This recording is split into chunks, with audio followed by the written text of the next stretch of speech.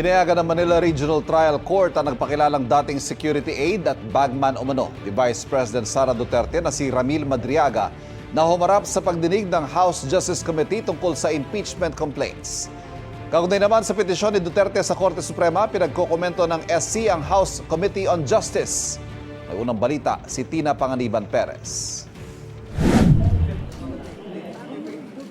Kinumpirma ng mga abogado ni Vice President Sara Duterte na naghain sila ng petition for certiorari and prohibition sa Korte Suprema para pigilan ang impeachment proceedings laban sa bise sa House Committee on Justice. Pero giit nila, hindi ito nangangahulugang umiiwas ang bise sa proseso, kundi nais lang daw nilang matiyak na naaayon ito sa konstitusyon. Natanggap na ng House Committee on Justice ang kopya ng petisyon. Dito, hiniling ng bise na maglabas ang Korte Suprema ng temporary restraining order at kalaunan ng injunction para pigilang umusad ang dalawang impeachment complaints laban sa kanya.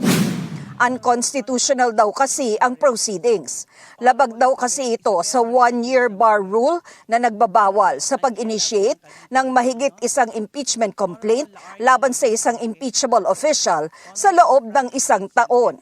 Ang una at pangalawang impeachment complaints daw ay inihain bago ang February 6, 2026 na siya raw petsang sinabi ng Korte Suprema kung kailan pwede na ulit magsampa ng reklamo laban sa bise. Wala rin anilang tamang referral ng mga impeachment complaints sa komite. Nang isinantabi rin daw ng House Committee on Justice ang unang reklamo at inatras ng mga complainant ang pangalawang reklamo, sabi ng kampo ng bise, hindi na dapat inaksyonan ng House Committee on Justice ang ikatlo't ika-apat na reklamo dahil pasok na raw ito sa one-year bar rule. Wala rin daw kapangyarihan ng komite na magsagawa ng mini-trial o hearing proper. Hiling ng depensa, ideklara ng Korte Suprema na void o walang bisa at unconstitutional ang Section 7 at 8 ng Rules on Impeachment ng Kamara. Sa Section 7, nakasaad na kapag natukoy ng House Committee on Justice na may sufficient grounds ang impeachment complaints laban sa isang impeachable official, magsasagawa ito ng hearing kung saan may kapangyarihan ng komiteng magpatawag ng mga testigo at mangalap na mga ebidensya.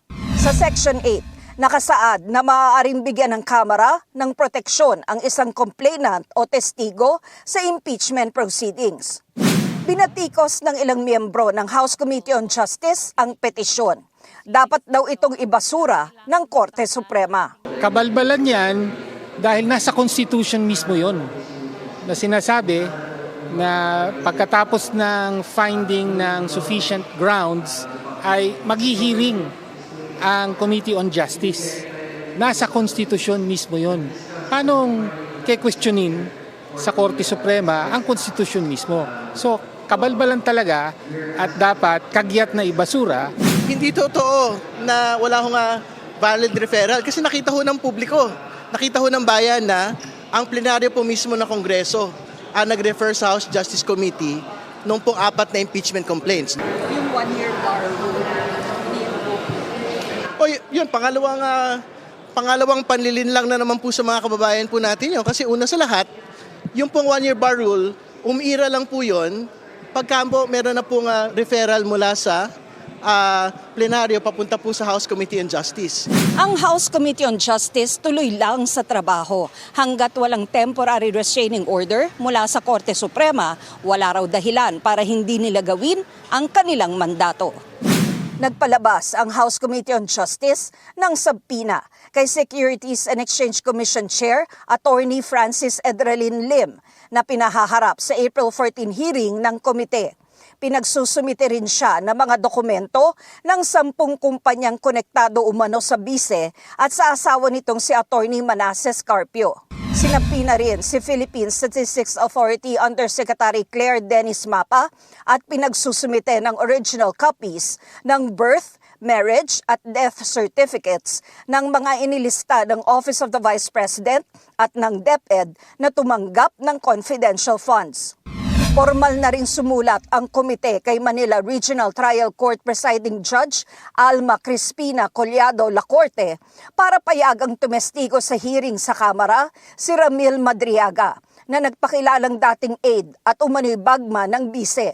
Si Madriaga ay kasalukuyang nakadetine dahil sa kasong kidnapping. Ang hiling ng komite, pinagbigyan ng korte. Ramil Madriaga has been ordered to appear by the court itself on the 14th from 8 a.m. to 5 p.m.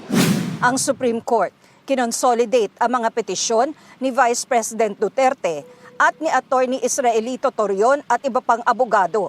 Inutusan din ng Korte Suprema ang House Justice Committee na sumagot sa mga petisyon sa loob ng 10 araw pero wala pang inilabas na TRO. Ito ang unang balita. Tina Panganiban Perez, GMA News.